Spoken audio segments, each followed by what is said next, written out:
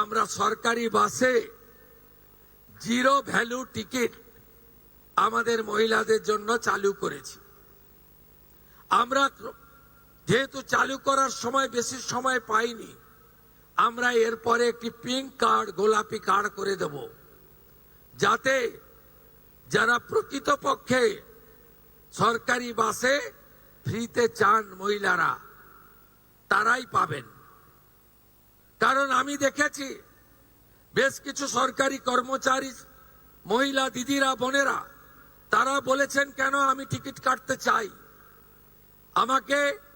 আমি টাকা পাচ্ছি, সরকার আমাকে বেতন দিচ্ছে, আমি উপযুক্ত অর্থ পাচ্ছি, আমি ফ্রিতে অফিস যাত্রা করতে চাই না।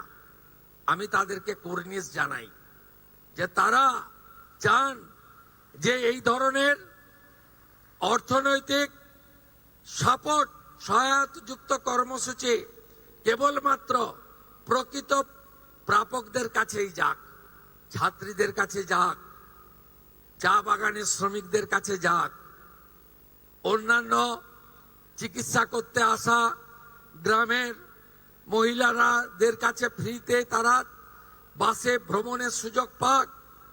তাই আমরা একটি পিঙ্ক কার্ড তৈরি করে দেব, তার ফলে যাদের সরকারি বাসে ফ্রি প্রয়োজন সেটা পাবেন।